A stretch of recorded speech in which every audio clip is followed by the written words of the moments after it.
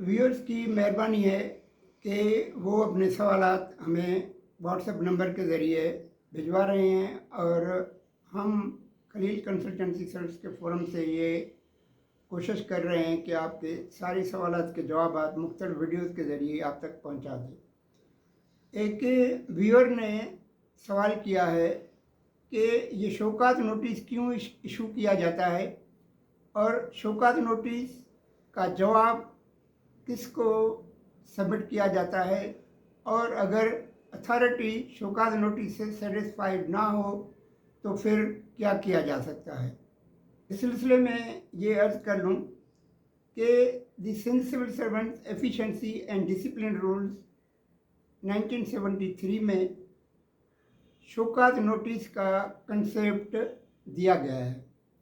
उसमें दो तरीके हैं, एक या तो इंक्वायरी पहले कंडक्ट की जाए और इंक्वायरी के बाद शौकात नोटिस दिया जाए, और अगर कंसर्न अथॉरिटी ये समझती है कि इंक्वायरी की ज़रूरत नहीं है और सब्सटेंशियल जो है फैक्ट्स मौजूद हैं और सब्सटेंशियल मटेरियल मौजूद है, तो इन रूल्स के तहत अथोराइज्ड ऑफिसर उस अक्यूज्ड को जिसके खिलाफ डिसिप्लिनरी प्रोसीडिंग शुरू हो गई हैं या शुरू करने जा रहे हैं, उसको शौकात नोटिस इशू करेगा और उसको कहेगा कि इतने दिनों में अपना रिप्लाई आप जमा करवा दें। उसके बाद उस अक्यूज्ड ने अपना रिप्लाई जमा करा दिया और उसमें उसने अपने आप को अच्छी तरह डिफेंड कर लिया। उसके बाद अगर अथोराइज्ड ऑफिसर ये समझता है कि इसका जवाब सेटिस्फैक्ट्री नहीं है तो फिर उसको फाइनल शौकात नोटिस इशू किया जाएगा, ताकि उसको एक और अपॉर्चुनिटी दी जाए कि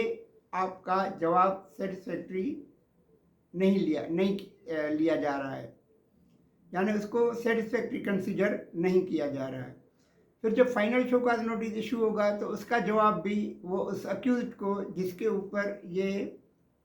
फाइनल शौकात नोटिस सर्व किया गया है उसका जवाब उसी अथॉरिटी को जमा कराएगा जिसने शौकात नोटिस इशू किया है। यानी इन रूल्स के तहत अथॉराइज्ड ऑफिसर शौकात नोटिस इशू करता है तो फाइनल शौकात नोटिस का जवाब भी इसी अथॉराइज्ड ऑफिसर को जमा कराया जाएगा। उसके बाद भी अगर अथॉराइज्ड ऑफिसर ये समझता है कि इसका जवाब सेटिस्फैक्ट्री है या सेटिस्फैक्ट्री नहीं है, अगर सेटिस्फैक्ट्री नहीं है तो फिर उसको पर्सनल हियरिंग की अपॉर्चुनिटी दी जाएगी, क्योंकि नेचुरल प्रिंसिपल ऑफ जस्टिस के मुताबिक no one can be condemned unheard आरडी अल्ट्रम पार्टम, के no one can be condemned unheard के किसी को सुने बगैर सज़ा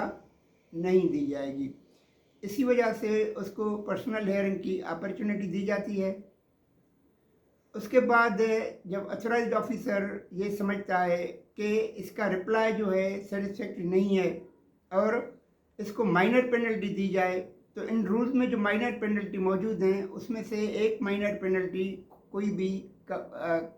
माइनर पेनल्टी अथॉराइज्ड ऑफिसर अपने तौर पे दे सकता है। अगर अथॉराइज्ड ऑफिसर ये समझता है कि नहीं इसको मेजर पेनल्टी दी जाए, तो वो डिसिप्लिनरी प्रोसीडिंग्स का सारा रिकॉर्ड जो है वो अथॉरिटी को भेज देगा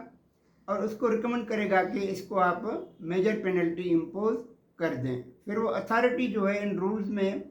यानी the civil servant efficiency and discipline rules 1973 में जो मेजर पेनल्टी दी गई हैं उनमें से कोई भी एक या उससे ज़्यादा पेनल्टी दे सकती है वो अथॉरिटी। अगर जिसके खिलाफ प्रोसीडिंग से शुरू हुए हैं यानी अक्यूज्ड, उसका जवाब सेटिस्फैक्ट्री मान लिया जाता है तो फिर अथॉराइज्ड ऑफिसर पूरा रिकॉर्ड वो अथॉरिटी को भेजेगा और उसमें वो लिखेगा कि इसके खिलाफ कोई भी चार्ज प्रूव नहीं हुई है और इसको एक्सोनरेट किया जाए, तो एक्सोनरेशन का ऑर्डर भी वो अथॉरिटी इशू करेगी।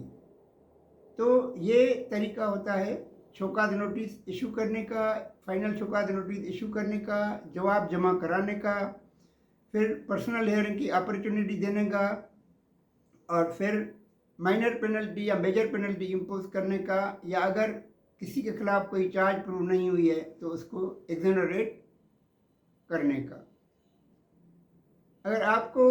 कुछ और सवालात आपके जहन में हैं जो हम कानूनी सर्विस मैटर के बारे में आपके साथ मुख्तलिफ कानूनी नुकात सामने रखते हैं, तो इस व्हाट्सएप नंबर के ज़रिए हमें भिजवा दें। हम कोशिश करेंगे कि आपके हर सवाल का जवाब आप तक वीडियो के ज़रिए पहुंचा दें।